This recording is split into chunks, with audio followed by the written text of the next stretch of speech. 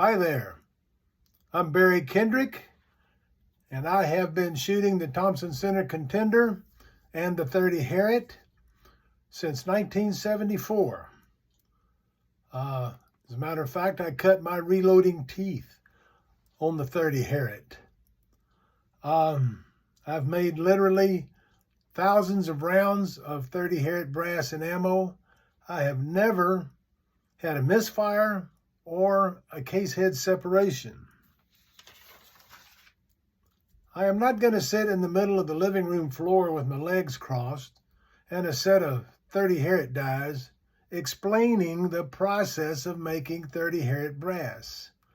Rather, we're going to do that at my reloading bench, and I am going to demonstrate for you the proper way to make .30 Herrett brass. The process is not difficult. It's a pain in the butt, but it's not difficult. And once you make this piece of brass, then it's done. You reload it just like 243 or 308 or any other rifle cartridge. I can make a piece of .30 Herrett brass in 2 minutes or less, but then I've had a lot of practice. First of all, get ready. Take your barrel, your .30 Herrett barrel, and remove the extractor so that when you drop that piece of formed brass into the barrel, it's not impeded by anything.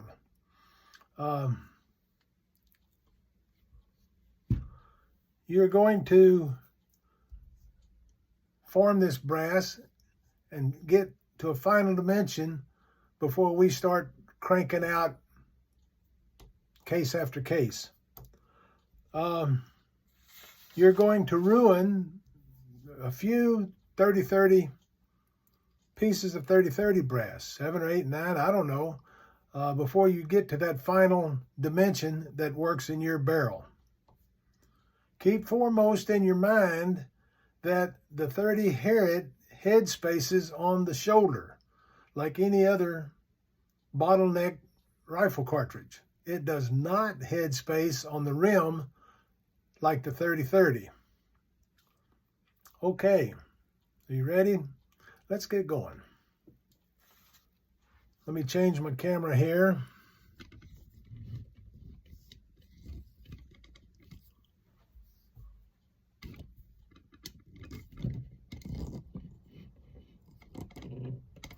First of all, screw the trim die down into your press. Put in your extended shell holder and run the ram up until the trim die bottoms out on the shell holder. This is just like setting up any other rifle cartridge, a new caliber. This will probably turn out a piece of brass that is the proper dimensions for your chamber. Maybe not. You may have to tweak it one way or the other. What I do is I cover my press with a cloth so that when I trim that brass with my Dremel tool, brass filings doesn't go everywhere. I have used hacksaws,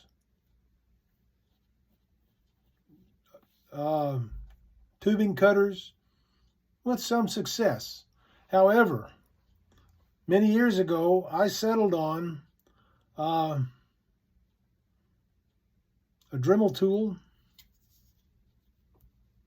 with a carbide blade.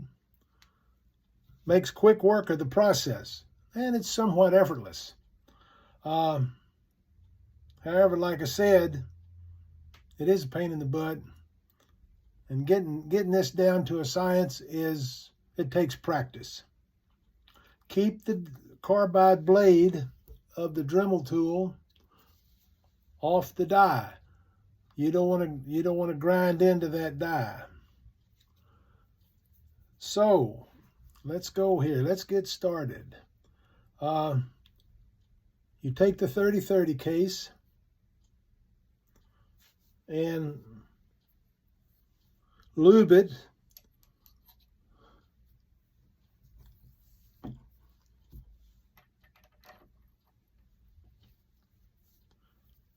and then run that case up into the forming die. What happens, it pushes the shoulder down on the brass, and you have protruding out the top of the trim die about 415 or 420 thousandths of excess neck, and that's what we're going to cut off. Again, stay off the trim die with your Dremel tool. When you go to cut it, make sure that the Dremel tool is vertical. You don't want it off to an angle one way or the other. You want to cut that piece of brass off as squarely as possible. So here we go.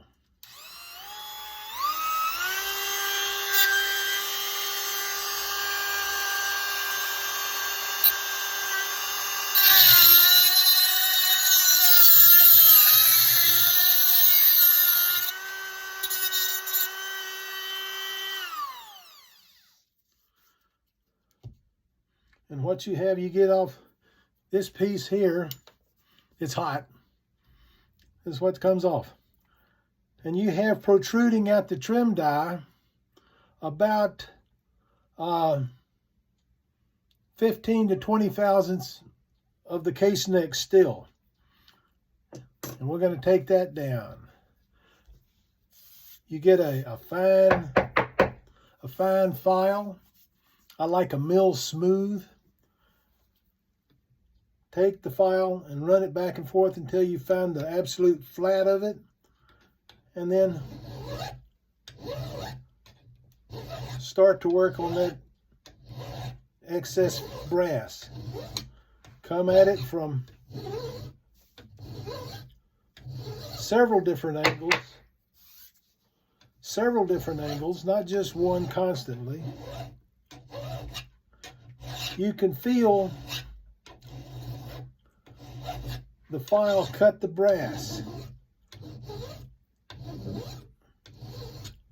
This is probably the most laborious part of the whole process. As that file cuts down on that neck, here pretty soon you're going to be on top of the trim die with no more neck sticking out. Do not, or let me say this, try not to get into the die. You can feel it quit cutting and it gets kind of slick. Okay, at that point we're going to take our chamfering tool, run it down into the inside of the neck to remove any burrs or boogers that may be there.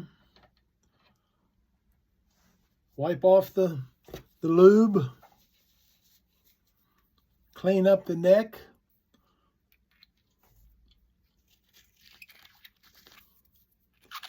Both inside and out.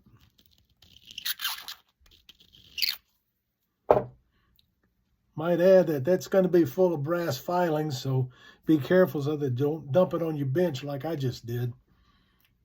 And here we have a 30 Herrett case.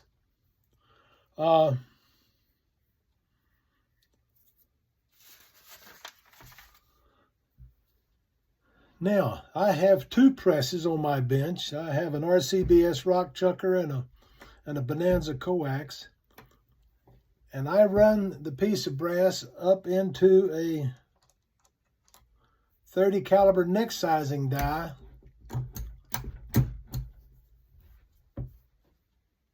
to size down that neck.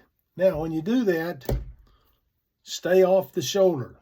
That dimension is critical. Let me show you.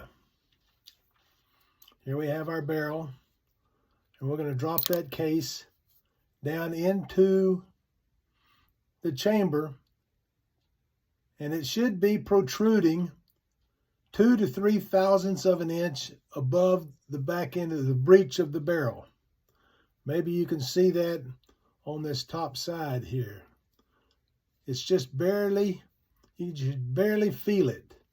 That is the proper dimension.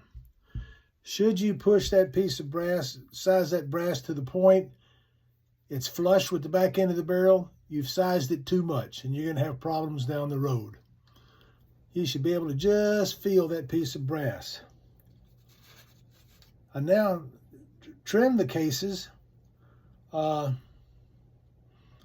my case trimmer to about 1.615 or 1.620.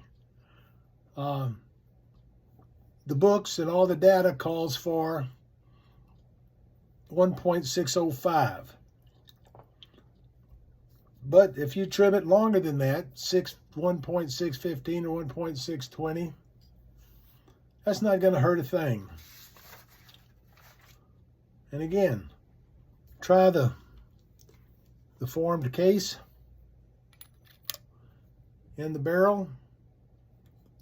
You should be just barely feel that case above the breech of the barrel, the back end of the barrel. That is proper. About 2 to 3 thousandths is what that calls for. So, there you have it. But this has been formed. It doesn't fit the chamber. The dimension of the case right below the shoulder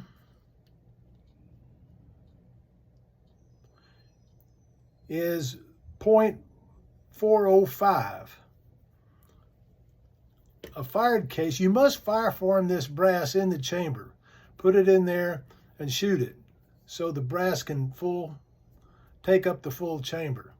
I use a 150 grain bullet with a max charge of powder. I'm not going to tell you which one.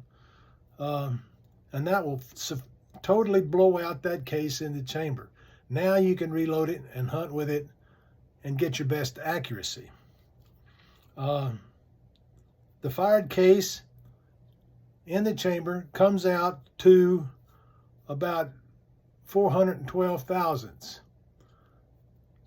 The new case was 405, so that's the chamber is 7 thousandths of an inch bigger.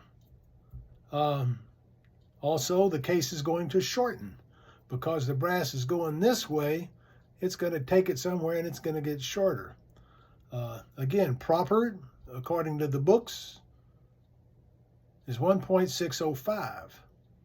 I trim mine to 1.615, somewhere around there. That extra 5 or 10 thousandths of an inch, that's not going to hurt a thing. Not going to hurt a thing. So, let me see if I forgot anything. Again, you must fire form the brass before you can shoot it for accuracy or for hunting. Well, that's all I got. I hope that this was a adequate explanation of all of that and demonstration, and I hope I've helped you out. Thanks for listening.